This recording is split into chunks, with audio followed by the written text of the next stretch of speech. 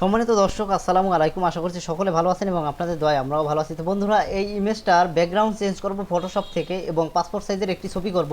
তো কিভাবে করব খুব সহজে আপনাদেরকে দেখাবার চেষ্টা করতেছি। এর জন্য আমরা যে কাজটি করব, আমরা ফটোশপ পিএস নামের যে সফটওয়্যারটি রয়েছে, আমরা ফটোশপ পিএস সফটওয়্যারটি ব্যবহার করব।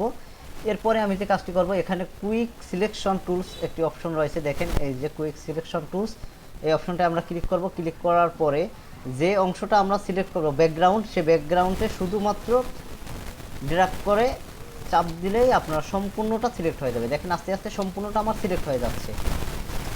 এই যে আমার সম্পূর্ণ ছবিটা সিলেক্ট, ছবি ব্যতীত যে ব্যাকগ্রাউন্ডটা সিলেক্ট হয়ে যাচ্ছে। শেষ, আমার ব্যাকগ্রাউন্ডের কাজ করা শেষ প্রায়। ব্যাকগ্রাউন্ড সিলেক্ট হয়ে গেছে। তো এখন আমার যে কাজটি করতে হবে, ব্যাকগ্রাউন্ডটা আমার চেঞ্জ করে দিতে হবে। আমি শুধু ব্যাকগ্রাউন্ড হোয়াইট রাখবো, কারণ আমি এই ছবিটা একটা মোবাইলের ব্যাক কভার হিসেবে সেট করব, ব্যাক কভারে প্রিন্ট করব। তো কিভাবে ব্যাক কভারে প্রিন্ট করতে হয় তাও আপনাদেরকে দেখাবো অবশ্যই। তবে ততক্ষণে আমার চ্যানেলটি সাবস্ক্রাইব করে পাশে থাকবেন এবং নিত্য নতুন সকল প্রকার আইটি রিলেটেড ভিডিও পেতে কিন্তু পাশে থাকা বেল আইকনটি প্রেস করে রাখবেন। এখন এখান থেকে কিন্তু কিছু অংশ বেশি সিলেক্ট হয়ে গেছে, এইটা আমরা কিভাবে করব? এর জন্য অল্টার বাটন প্রেস করে রাখবো। তারপরে দেখেন এই যে বৃত্তর মাঝে একটি মাইনাস চিহ্ন চলে আসছে। এখন আমরা যদি এইখানে ড্র্যাগ করি, তাহলে আমাদের যতটুকু অংশ বেশি সিলেক্ট হয়ে গেছে ওইটা মাইনাস হয়ে যাবে। শেষ, আমার সুন্দরভাবে ছবিটা সিলেক্ট করা হয়ে গেছে। এখন এখানে কিছু কানের কিছু অংশ কেটে গেছে, আমরা ঠিক করে নেই। এবং এখানে চেয়ারের কিছু অংশ দেখা যাচ্ছে, এটা আমরা মাইনাস করে দেই। শেষ আমার কাজ মোটামুটি। এখন আমার যে কাজটি করতে হবে,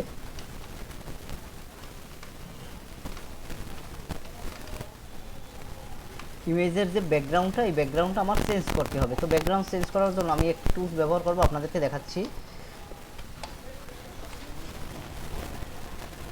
উপরে রিফাইল ইজিট নামের একটি অপশন রয়েছে, এই অপশনটা আমরা ক্লিক করব। ক্লিক করার সাথে সাথে দেখেন ছবিটা এভাবে চলে আসছে। আমি এখান থেকে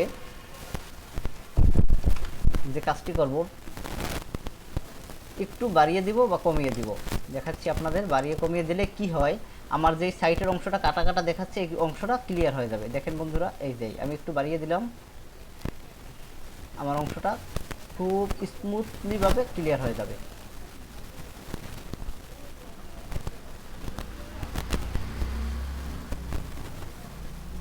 দেখেন একদম ক্লিয়ার ভাবে আমার ব্যাকগ্রাউন্ডটা কিন্তু চলে আসছে।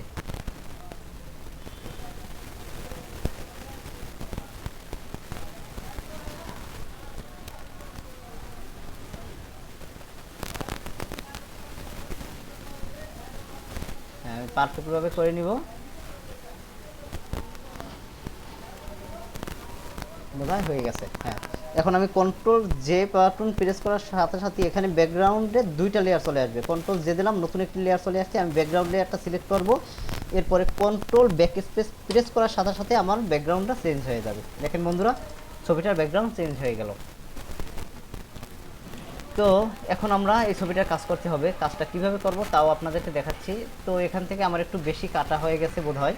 আমি এটাকে সিলেক্ট করার জন্য আমার ছবির যে লেয়ারটা নিলাম। এরপরে আমি এখান থেকে একটি টুলস রয়েছে, আমি আপনাদেরকে দেখাচ্ছি, কোলন স্টাম্প টুলস। এই টুলসটা আমরা নিলাম। নেওয়ার পরে যেখান থেকে আমরা ছবির অংশটা নিতে চাচ্ছি সেখানে সিলেক্ট করে আমি এই যে ড্র্যাগ করে দিব, আমার ছবিটা পূর্ণ হয়ে গেল। এবং এ সাইডেও কিন্তু আমার সেম প্রবলেম হয়েছে। আমি এখান থেকে কিছু কালো অংশ নীল অংশে ফিল আপ করে দিব, দেখাচ্ছি বন্ধুরা। এই যে দেখেন, হ্যাঁ কমপ্লিট। দেখেন এখন আবার একদম পারফেক্ট চলে আসছে। এখন আমার যে কাজটি করতে হবে,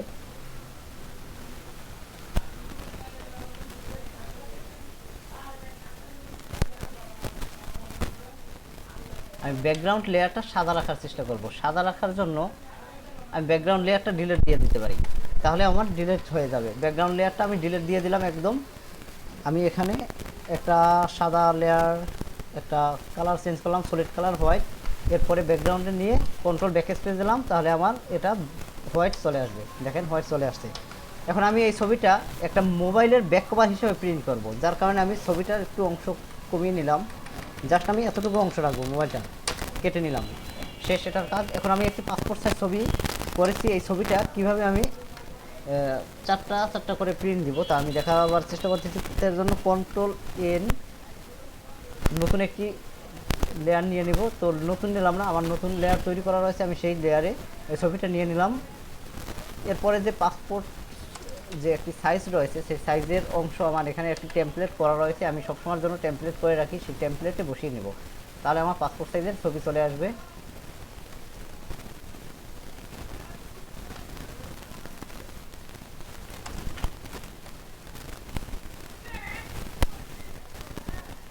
আমি জাস্ট আমার টেমপ্লেটে পাসপোর্ট সাইজ ছবিটা বসিয়ে দিলাম। এরপরে alter button, control alter button চেপে আর ক্লিক করার সাথে সাথে এটা ডুপ্লিকেট হয়ে যাবে। ডুপ্লিকেট হয়ে গেল।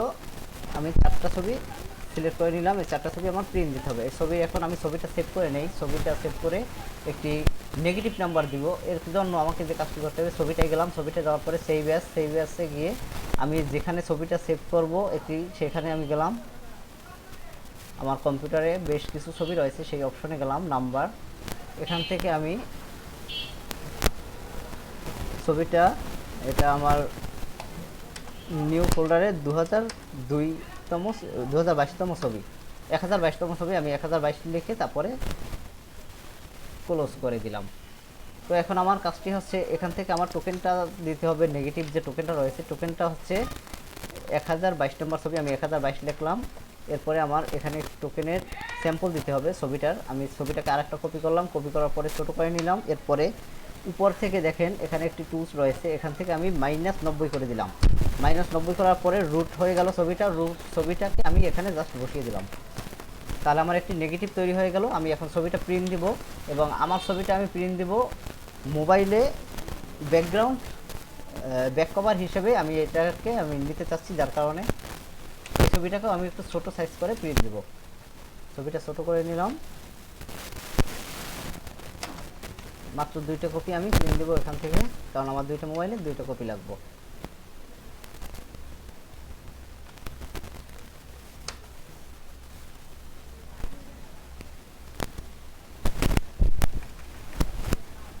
কমপ্লিট।